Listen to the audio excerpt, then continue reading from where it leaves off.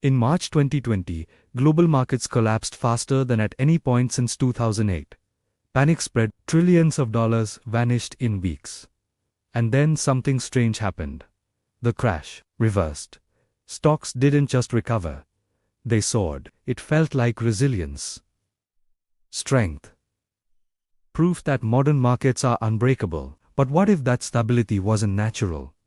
What if it was engineered? Welcome to the great liquidity mirage. On the surface, markets look like reflections of real economic strength. Companies grow.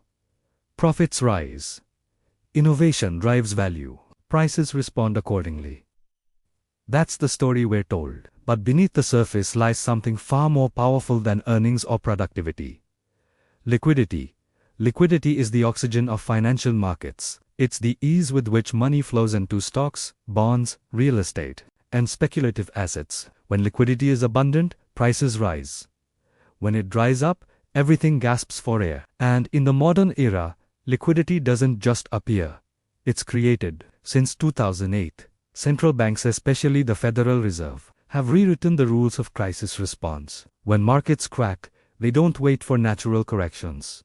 They intervene. After the 2008 financial crisis, the Federal Reserve introduced quantitative easing. It bought massive amounts of government bonds and mortgage-backed securities, injecting trillions of dollars into the system.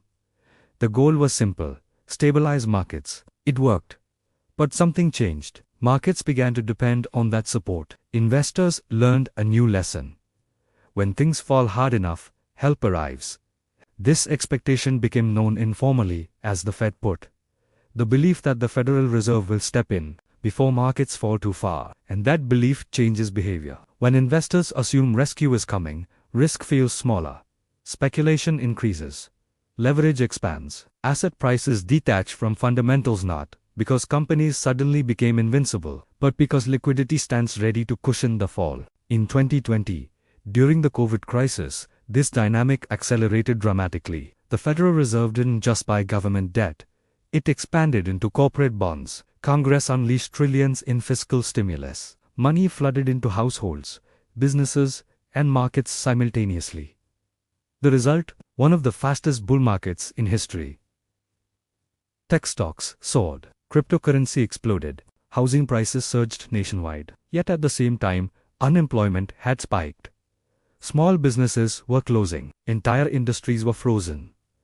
The disconnect wasn't hidden. It was rationalized. Markets, we were told, are forward-looking. But what if they were simply liquidity-driven? Here's the critical question. When asset prices rise because of liquidity rather than productivity, what happens when liquidity tightens?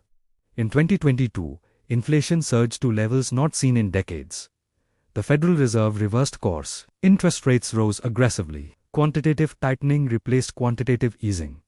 And suddenly, the illusion flickered. High-growth tech stocks collapsed. Speculative assets imploded. Crypto platforms failed. Housing activities slowed. Nothing mystical had changed about technology or innovation. What changed was the flow of money. Liquidity had been quietly supporting valuations all along. This is the mirage. Stability in modern markets increasingly depends on continuous intervention. Low interest rates encourage borrowing. Asset purchases inflate prices. Emergency programs reassure investors. Each cycle deepens dependence. The market appears strong, but only as long as the liquidity engine runs. This creates a subtle but powerful feedback loop. Rising asset prices make people feel wealthier. Consumer spending increases. Political leaders point to market highs as evidence of economic success. Retirement accounts grow.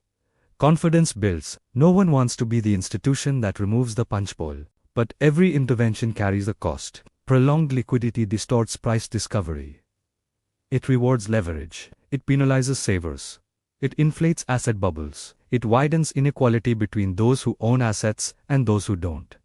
And perhaps most importantly, it builds fragility beneath the surface. Because true stability comes from productivity, innovation, and sustainable growth. Artificial stability comes from liquidity injections. The difference isn't visible in green candlesticks on a chart. It's visible only when the tide recedes. The great liquidity mirage doesn't mean markets are fake. It doesn't mean growth is impossible.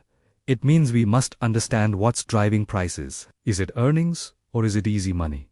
Is it innovation or Is it intervention? Modern financial systems are more complex than ever. Central banks walk a tightrope between preventing collapse and fueling excess.